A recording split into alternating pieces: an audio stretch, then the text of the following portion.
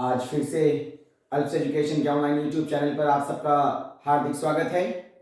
आज जो हम आपके सामने हाजिर हैं ये बीपीएससी के दूसरा जो शिक्षक नियुक्ति की परीक्षा हुई थी उसमें जो गणित के जितने प्रश्न आए थे उसको लेकर आज हम आपके सामने हाजिर हैं। गणित का जो प्रश्न आया है बीपीएससी के सेकंड टीचर के एग्जाम में, तो उसमें कुल 15 प्रश्न हैं। हम सारे प्रश्नों का हल लेकर आए हैं। ये हम तमाम शिक्षक भाई बराबर मुझे लिख रहे थे कि सर आप जो भी बीपीएससी का एग्जाम हुआ है पहला और दूसरा और 1 to 5 और 6 to 8 का जो भी पेपर आया है गणित का उसको हल करा दीजिए। तो हम बीच में ही ये फैसला लिए कि अब तक जितना चैप्टर हुआ है हम ये भी देख लेंगे कि उसमें से क्या क्या प्रश्न आया है जो हम पढ़ा के रखे हैं, हमारी क्लास सही दिशा में चल रही है कि नहीं, और जो चैप्टर नहीं पढ़े हैं उसको पढ़ भी लेंगे हम आज के बाद फिर से। तो बीच में रुक करके एक क्लास में हम तमाम 15 प्रश्नों को हल करेंगे जैसा कि आप थंबनेल में देख पा रहे हैं। तो बिना देरी किए हम पहला प्रश्न को लेते हैं और ये देखते हैं कि जो हम लोग पिछली क्लासेस में पढ़ चुके हैं, पिछले वीडियोस में देख चुके हैं, वो प्रश्न आया है कि नहीं आया है वो आपको अंदाजा लग जाएगा अभी के प्रश्न को हल करने पर कि सर जो पढ़ा रहे हैं उसकी दिशा और दशा क्या है। तो बिना देरी किए हम प्रश्नों को हल करते हैं। और अगर आप चैनल पर बिल्कुल नए हैं आप पहले उसे सब्सक्राइब कर लीजिए, बेल आइकन दबा लीजिए, नोटिफिकेशन को ऑन कर लीजिए, लाइक बटन दबा दीजिए, अपने तमाम शिक्षक बंधु और शिक्षक साथियों को इसको शेयर कर दीजिए ताकि सबको इसका फायदा हो सके। तो आप देखिए हम पहला प्रश्न हल करते हैं। एक एक करके तमाम प्रश्नों के साथ हमसे जुड़े रहिएगा। और मैं आपको बता दूं कि आज 15 प्रश्न लेकर मैं आया हूं। 15 प्रश्न में 7 से 8 प्रश्न ऐसा है जो ऑलरेडी जितनी क्लासेस हम कर चुके हैं उसमें ऑलरेडी हम लोग उस प्रश्न को डिट्टो बना चुके हैं जी। इसलिए मैं आपसे बार बार कहता हूं कि आप हमें फॉलो करिए, हमारे हिसाब से चलिए। देखिए आपका सक्षमता परीक्षा या बीपीएससी जो भी आप देने जा रहे हैं तीसरा वाला, ये आपका बेहतर होता है कि नहीं होता है, क्योंकि सब टेक्स्ट बुक के प्रश्न होते हैं और पाठ्य पुस्तक से ही हम प्रश्न को लेकर आते हैं अपने क्लासेस के अंदर। ये प्रश्न देखते हैं क्या कहता है। संख्या और संख्या पद्धति से ये प्रश्न है कि 1.3/16 और उसके व्युत्क्रम का अंतर बराबर है। पहले 1.3/16 देखना है कि भिन्न में होता क्या है। पहले इसको भिन्न को तोड़ लीजिए। तो आपको तोड़ने के लिए हम सिखाए थे। अगर कहीं पे कुछ भूल रहे हैं तो अपनी कॉपी जो आपकी तैयार हो रही है नोट्स के तौर पर उसको उठा के देख लीजिए कि कैसे पूर्णांक में सर तोड़ने के लिए समझाए थे, या फिर पुराने वीडियोस उठा के देख लिए संख्या पद्धति का, तो आपको समझ फिर से आ जाएगा। देख लीजिएगा 16 एकम 16 गुना होता है, 3 जाके जुड़ता है, 16 एकम 16 और 3 जोड़ेंगे कितना आएगा 19/16। ये एक संख्या हो गई। और उसके व्युत्क्रम मतलब इसका व्युत्क्रम 19/16 का व्युत्क्रम का मतलब उल्टा होता है। इसको उल्टा पलट दीजिए, 16 ऊपर जाएगा और 19 नीचे जाएगा। हो गया। अब कह रहा है इन दोनों का अंतर, तो माइनस कर दीजिए, है ना। अब ये बटे का घटा है, बटे का घटा बना दीजिए। तो बटे का घटा बनाने के लिए हम सबको पता है 16 और 19 का एलसीएम लेंगे। हम लिख देंगे 16 गुना 19। जाहिर है ये दोनों आपस में सअभाज्य संख्याएं हैं। सअभाज्य संख्या का जब लसाअ निकालते हैं तो दोनों आपस में गुणा हो जाता है। तो अब इसको 16 से भाग देंगे, 16 कट जाएगा, 19 जाके 19 से गुणा होगा, 19 गुना 19, तो 19 गुना 19 361 होता है। ये हम पढ़े हुए हैं जब हम आपको वर्ग और वर्गमूल पढ़ा रहे थे तो 1 से लेकर के 30 तक का वर्ग और वर्गमूल हम आपसे आग्रह किए थे कि याद कीजिएगा और आपको याद भी होगा। तो 19 गुना 19 मतलब 19 का स्क्वायर, तो ये 361 होता है, माइनस फिर भाग जब देंगे तो 19 जाके 19 से कट जाएगा। ये जो 16 बचा हुआ है ये 16 जाके 16 से गुणा होगा, तो 16 गुना 16 256, ये भी आपको याद होगा। अच्छा, अब 361 में 256 को माइनस कर दीजिए। तो यहाँ एक है, एक पहचान लेंगे, 11 में से 6 माइनस होगा, 5 जाएगा, या 5 बचा, 5 में 5 जाएगा 0, या 3 में से 2 घटेगा 1, 105। और 16 गुना 19 इन दोनों को गुना कर लीजिए तो आपको अंदाजा लग जाएगा। थोड़ा सा शॉर्टकट देख सकते हैं गुना करने का। ये 16 है, ये 19 है। गुना करने के लिए पहले 9 छाके 54 के 4 हाथ में रहा 5, तो 9 एकम 9 और 6 एकम 6, 9 6 15, 5 20 के 0 हाथ में रहा 2, 1 एकम 1 और 2 जाकर के जुड़ जाएगा 3, तो गुना हो जाएगा 304। तो नीचे लिख दीजिए 304। ये जो हम गुना किए हैं 2 अंक वाला, ये शॉर्टकट कहलाता है गुना का।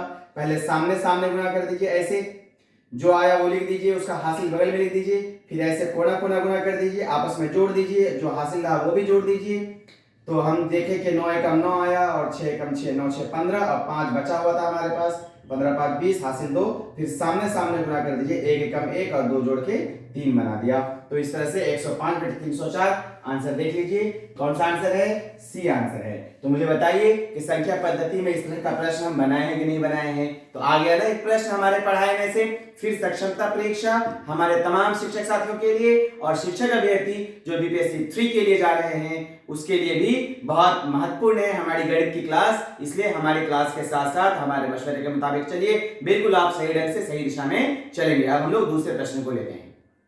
देखिए इस प्रश्न को हम लोग देखते हैं। यदि a बचे b पे पावर x माइनस 1 बराबर है b बचे a पे पावर x माइनस 3 के, तो x का मान ज्ञात करें। देखिए तमाम शिक्षक साथी जो भी घात और घातांक का पार्ट 2 देखे होंगे उनको ये प्रश्न याद आ गया होगा। ये प्रश्न सेम पहला सवाल यही हल किए हैं। इससे जस्ट पीछे की क्लास को आप देख लीजिए, घात और घातांक पार्ट 2 का सेम प्रश्न हम हल किए हैं। और हम उस दिन बोले भी थे ये प्रश्न बहुत इंपॉर्टेंट है और ये अब तक पूछा नहीं गया है, लेकिन पूछा जा सकता है। तो मुझे क्या पता कि बीपीएससी के सेकंड एग्जाम में ये पूछा हुआ प्रश्न है। देखिए कितना अच्छा प्रश्न है। तो आप इस प्रश्न का हल बहुत विस्तार से जो हमारा घात और घातांक का पार्ट 2 का क्लास है उसको आप जल्दी से बैक करके ऑन करके इस प्रश्न का हल आप देख सकते हैं। बहुत विस्तार पूर्वक उसको हम वहां हल किए हैं। फिर यहाँ हल करना हम मुनासिब नहीं समझते हैं, इसलिए कि फिर वक्त ज्यादा लग जाता है। तो वक्त बचेगा तो हम दूसरे प्रश्न को देखेंगे। फिलहाल हम आंसर बता सकते हैं, इसको हल करिएगा तो x का मान 2 आएगा। लेकिन याद रखिए ये प्रश्न अगर बीपीएससी के दूसरे ट्री में आ चुका है तो ये भी जरूरी है कि सक्षमता परीक्षा में भी ये क्वेश्चन रिपीट हो जाए, क्योंकि ये बहुत महत्वपूर्ण क्वेश्चन है। हम आपको जब घात और घातांक पढ़ा रहे थे तभी हम बोले थे कि आज के तमाम प्रश्न बेहद इंपॉर्टेंट है, बहुत महत्वपूर्ण है और ये पूछे जा सकते हैं। तो ये प्रश्न देखिए बिल्कुल पूछा ही गया। तो आप समझ गए होंगे कि कितनी इंपॉर्टेंट और किस दिशा में ये क्लास चल रही है। तो हम चाहेंगे कि आप जल्दी से उस वीडियो को निकाल करके आप इसका हल देख ही लीजिए, फिर पुनः इस वीडियो पे आप आएंगे। तब तक के लिए हम लोग दूसरा प्रश्न को देखते हैं। चलिए दूसरा प्रश्न को देखते हैं। एक फल विक्रेता के पास कुछ सेब थे, मतलब फल बेचने वाला है, उसके पास कुछ सेब है। वह 40% सेब बेचता है। जितना भी सेब उसके पास था उसका 40% बेच दिया। तो बताइए तो उसके पास कितना प्रतिशत बचा? जाहिर है 40% बेच दिया तो 100 में 40 सेब बिक गया। प्रतिशत का मतलब 100 होता है। 100 में से 40 सेब बेच दिया, बचा कितना? 60। इसका मतलब 60% सेब अभी भी उसके पास है। उसके पास अभी भी 420 सेब हैं और प्रश्न कह रहा है कि 420 सेब है। मूलतः उसके पास कितने सेब थे, मतलब स्टार्टिंग में उसके पास कितना सेब था? तो मान लेते हैं कि x सेब था। कितना सेब था उसके पास? x में से 40% बेचारा बेच दिया, बचा कितना? 60%। तो 60% सेब बचा हुआ है। किसका? तो ये जो टोटल सेब था उसका, x का 60%। तो यहां लिख सकते हैं x का 60% सेब बचा हुआ है। और अभी जो प्रश्न कह रहा है उसके पास 420 सेब बचे, मतलब ये जो प्रतिशत को हल करें x का 60% ये बराबर होना चाहिए किसके? 420 सेब के। ये प्रश्न कह रहा है 420। हम निकाले x का 60% मेरे पास है, कुल का 60% बचा हुआ है और प्रश्न कह रहा है 420 होना चाहिए, तो दोनों आपस में बराबर हो जाएगा। अब इसको हल कर देंगे। देखिएगा x गणित में का मतलब गुणा होता है। बोर्ड मास में BOD जब होता है तो B से ब्रैकेट, O से ऑफ का मतलब का मतलब गुना ही होता है। तो का मतलब गुना। 60% 60 बटे 100, प्रतिशत हटाते हैं 100 से भाग होता है। हम प्रतिशत की क्लास आज के क्लास के जस्ट बाद प्रतिशत ही होने वाला है। आज ही हम क्लास में प्रतिशत लेने वाले थे, क्योंकि हमारे बहुत सारे शिक्षक साथी और बंधु बराबर ये आग्रह कर रहे थे हमसे कि सर बीपीएससी के प्रश्न को एक बार हल करा दीजिए। तो मैंने सोचा कि एक दिन रुक करके बीपीएससी के प्रश्न पत्र को हल कर लेते हैं, ताकि फिर हमारे शिक्षक साथियों को अच्छी बात समझ भी आ सके और फिर हम आज के बाद जैसे चल रहे थे टॉपिक वाइज उसी तरह चलेंगे। अब इस प्रतिशत ही का मामला है हमारे पास। x का 60% बराबर 420। बस हल करके x निकालेंगे, मूलतः कितना सेट था प्राप्त हो जाएगा। ये 0 से 0 कट गया, 6 से 6 सत्ते 42 और ऊपर x बचा, नीचे 100। 100 क्रॉस क्रॉस मल्टीप्लाई होगा, गुना होगा, 100 जाके 7 से गुना होगा, ये हो जाएगा 700।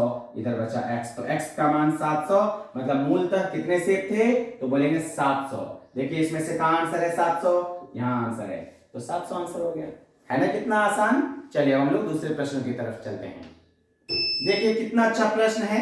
हम इस प्रश्न को देख रहे हैं, एक भिन्न जिसका 1/27 से वही अनुपात है जो 3/11 का 5/9 से है। आप बहुत ध्यान से मेरी बात को समझिएगा और प्रश्न को देखने की कोशिश करिएगा। एक भिन्न जिसका 1/27 से वही अनुपात है, वो भिन्न क्या है हमको मालूम नहीं है। हम मान लेते हैं कि भिन्न x है। क्या मान लेते हैं, भिन्न x है। तो x का 1/27 से अनुपात, तो लिखेंगे x अनुपात 1/27। ठीक है, x यहां है। एक भिन्न जिसका 1/27 से वही अनुपात है, तो एक भिन्न मान लेते हैं x है, उसका अनुपात 1/27 से वही है जो 3/11 का 5/9 से है, मतलब 3/11 का अनुपात 5/9 से है। तो ये और ये दोनों का अनुपात यहां जो लिखा है वही अनुपात है। ये वही अनुपात है का मतलब है अनुपात बराबर है। वही अनुपात है मतलब जो अनुपात इसका है वही अनुपात इसका है, वही का मतलब यहां पर बराबर से है। और ये अनुपात का चिन्ह है।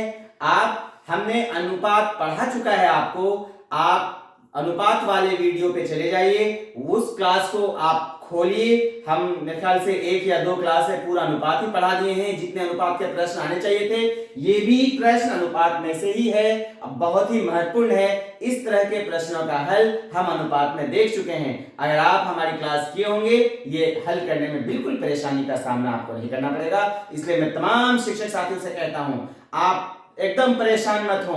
आप एक एक करके हमारी क्लास लेते रहिए। आप बिल्कुल सही ढंग से चलते रहेंगे। ना फायदा हो तो मुझे बताइएगा, एकदम बिल्कुल। आपको मैंने अच्छे नंबर से पास कराने की जिम्मेदारी ली है, तो मैं बहुत रिस्पॉन्सिबिलिटी से आपकी क्लास ले रहा हूं। आप कोशिश करें कि ऐसी ही रिस्पॉन्सिबिलिटी बल्कि इससे ज्यादा रिस्पॉन्सिबल अपने आप को समझ करके इसको करने की कोशिश करिए। बहुत अच्छे ढंग से आप चलेंगे। अब इसको हल करेंगे। देखिए अनुपात का मतलब क्लास में भी हम समझा चुके हैं कि बटे होता है, तो हम लिखेंगे x बटे 1/27 ऐसे बराबर 3/11 बटे 5/9। ये बटे का मतलब भागा होता है, ये सबको पता है। लिखेंगे x बटे का मतलब भागा, भागा को गुना में बदल देते हैं, तो ये जो नीचे वाला पुट, ये जो 1/27 ये पलट जाता है, 27 ऊपर और 1 नीचे। ये गणित का तरीका है। 3/11 फिर से लिख देंगे, ये भागा है, भागा, तो भागा को हम गुना में बदल देंगे।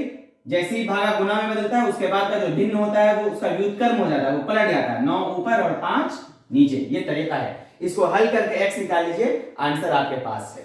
चलिए देखें, यहां देखिए 9 या 27, ये 27 से पूरा पूरा कट गया और नीचे क्या बचा 55, ऊपर बचा 1।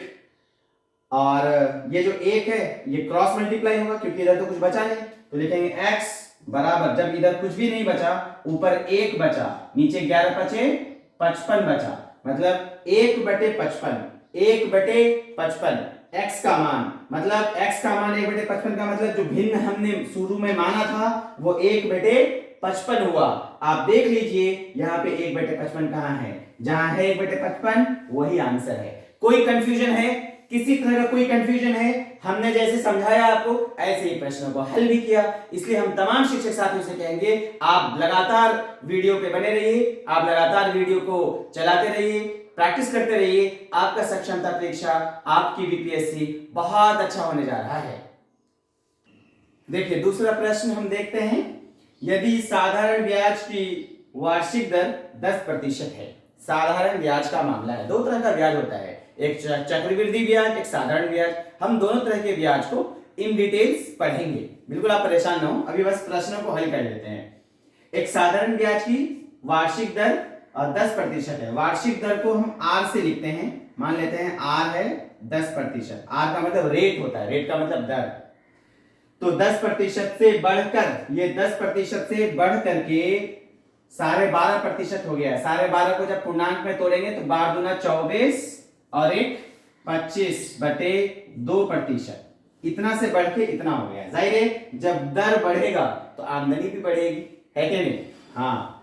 तो एक आदमी की वार्षिक आय 1250 रुपए बढ़ जाती है। पहले जितना आय था उसका 10% के दर पर 12.5% के दर से हो जाने की वजह से अब उसका आय बढ़ के कितना रुपया बढ़ जाता है? 1250 रुपए बढ़ जाता है। तो उसका मूलधन ज्ञात करें क्या होगा। तो मान लेते हैं कि मूलधन x है। मूलधन क्या है? x है। मूलधन दोनों का समान ही है, मूलधन x है। तो समय यहाँ पे 1 वर्ष है। समय क्या है? टाइम 1 वर्ष। जी ध्यान से देखिएगा। तो ये साधारण ब्याज को सिंपल इंटरेस्ट बोलते हैं अंग्रेजी में। क्या बोलते हैं? Simple interest, SI। तो फॉर्मूला ये होता है, हम फॉर्मूला लिख देते हैं आप तमाम साथियों के लिए, PRT/100। मतलब प्रिंसिपल मूलधन होता है, R रेट मतलब दर होता है, T टाइम मतलब समय होता है। तो मूलधन गुना दर गुना समय बटे 100, ये साधारण ब्याज का फॉर्मूला है। तो आज 10% के दर से 1 वर्ष में साधारण ब्याज कितना होता है? मूलधन x के लिए हम निकाल सकते हैं, लिखेंगे SI बराबर x गुना प्रिंसिपल x है, यहाँ पे मूलधन रेट है 10%, समय 1 वर्ष बटे 100, ये हो गया साधारण ब्याज। अब इधर का देखते हैं 25%। रेट अगर बढ़ गया है उतने ही समय के लिए वही मूलधन के लिए अब ब्याज कितना आता है, आमदनी कितनी होती है साधारण ब्याज। अब दूसरा वाला साधारण ब्याज देखते हैं, मान लेते हैं SI डैश, मतलब बदल के SI है तो SI डैश हो गया। तो कितना मूलधन है x और रेट है उसका कितना, देखिए मूलधन के बाद रेट है, रेट कितना है 25/2 हो गया। समय वही 1 वर्ष बटे 100, तो बटे 100 नीचे लिख देते हैं।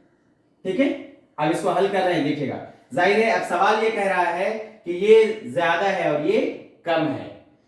तो ये ज्यादा है, कितना ज्यादा है? 1250। ये 1250 कम है, इसका मतलब इन दोनों का अंतर 1250 का है, यही ना मतलब है। अंतर का मतलब बड़े में से छोटे को माइनस करेंगे बराबर 1250। तो ये बड़ा है, तो इसको हम ऐसे लिख सकते हैं x गुना 25 गुना 1 बटे 2 गुना 100, ये वाला।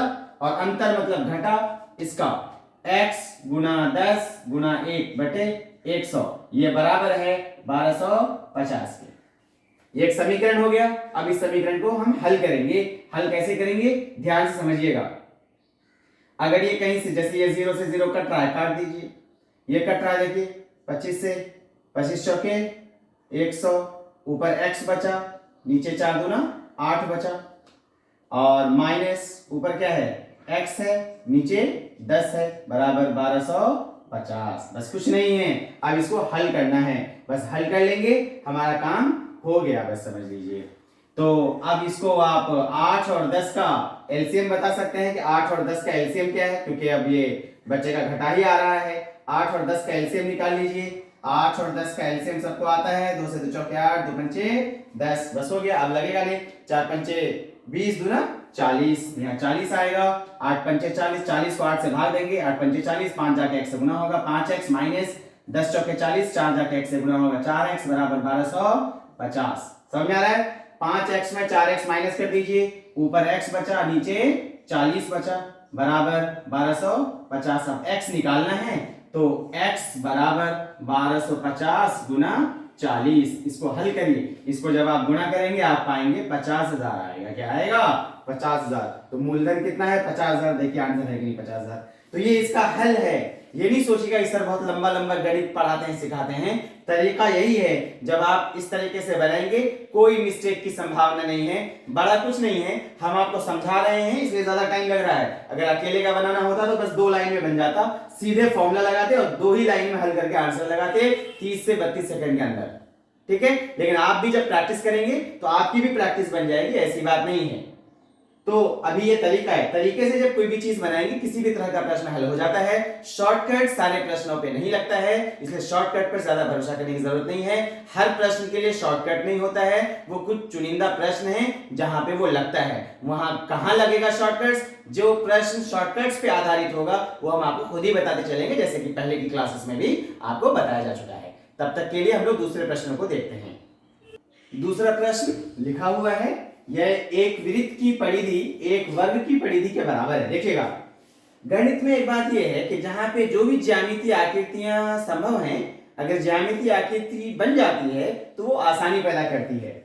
मान लेते हैं कि ये एक वृत्त है और एक वृत्त की क्या कहता है, एक वृत्त की परिधि एक वर्ग की परिधि के बराबर है। ये एक वर्ग बना लेते हैं, ये वृत्त है और ये वर्ग है। तो वृत्त की त्रिज्या मान लेते हैं r है और वर्ग की भुजा a है। तो त्रिज्या अगर r है तो वृत्त की परिधि का फॉर्मूला होता है 2 पाई r। वृत्त की परिधि आप लिख सकते हैं, वृत्त की परिधि को c से डिनोट किया जाता है, c बराबर 2 पाई r। तो इसकी परिधि यहाँ पे हो जाएगी 2 पाई r और यहाँ पे परिधि मतलब चारों भुजा का योग, वर्ग है तो चारों भुजा बराबर होगी, तो a प्लस a 4a, ये दोनों आपस में बराबर है तो बराबर का चिन्ह दे देंगे। ठीक है, अब इसमें त्रिज्या और भुजा का अनुपात निकाल लेते हैं ताकि हमको क्षेत्रफल का अनुपात निकालने में आसानी हो। तो ये r है, ये a उधर गुणा में जाएगा तो भागा में, r बचे a बराबर 4 बटे, ये a उधर गुणा में चला जाएगा भागा में आएगा, 2 पाई r के साथ गुणा में हो जाएगा तो भागा में चला जाएगा और ये 2 से कट जाएगा, 2 दूना 4, r बचे a बराबर 2 अपॉन पाई हो गया। त्रिज्या और भुजा का अनुपात मिल गया। अब हमसे कह रहा है क्षेत्रफल का अनुपात, तो इसका क्षेत्रफल त्रिज्या r है, क्षेत्रफल का फॉर्मूला होता है पाई r स्क्वायर, तो लिखेंगे पाई r स्क्वायर, ये क्षेत्रफल हो गया। इसका क्षेत्रफल भुजा स्क्वायर होता है फॉर्मूला, तो भुजा स्क्वायर, वर्ग का क्षेत्रफल भुजा स्क्वायर और इसका क्षेत्रफल पाई r स्क्वायर, तो पाई r स्क्वायर लिख दिया बटे भुजा स्क्वायर बराबर। ठीक है, ध्यान से समझिएगा।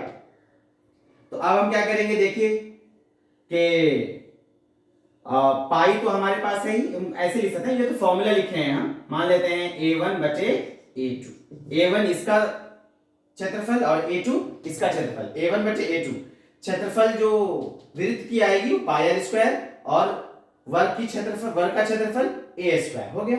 अब देखिए पाई अपनी जगह रहने दीजिए, r स्क्वायर बचे ए स्क्वायर, हम आपको पहले भी बता चुके हैं घात और घातांक के रूप में कि अगर अलग अलग पावर है तो r बचे ए होल स्क्वायर लिख सकते हैं। r बचे ए होल स्क्वायर, r बचे ए कितना है 2 अपॉन पाई, इसका होल स्क्वायर कर दीजिए। समझ में आ गया? अब इसको हल ही तो करना है। देखिएगा पाई हो गया 2 का स्क्वायर 4 और नीचे आएगा पाई का स्क्वायर, पाई है यहाँ पाई स्क्वायर है, एक पाई कैंसिल हो गया तो ऊपर बचा 4 नीचे बचा पाई, पाई का मान रख देते हैं 22 बटे 7, नीचे का 7 ऊपर चला जाएगा। ठीक है, अब बस काट दीजिए, कट जाएगा, 2 से 2 दूना 4, 2 से 11 दूना 22। अब देखिए 7 दूना 14 बटे 11, 14 बटे 11 का मतलब 14 अनुपात 11। देखिए कहां है 14 अनुपात 11, समझ में आ गया? देखिए मिला लीजिएगा, एक वृत्त एक वर्ग, वृत्त का परिधि और इसकी परिधि बराबर थी, त्रिज्या r के लिए परिधि 2 पाई r, भुजा a के लिए तो परिधि 4a, दोनों को बराबर किया, r बचे a का मान ये निकल गया, क्षेत्रफल का अनुपात a1 बचे a2, a1 पाई r स्क्वायर नीचे भुजा स्क्वायर और r square upon a square को लिख लिया, r बचे a होल स्क्वायर, r बचे a की जगह 2 बटे पाई का होल स्क्वायर करके हल कर लिया, आंसर आया 14 बटे 11। समझ गए होंगे? अब हम दूसरे प्रश्न को देखते हैं।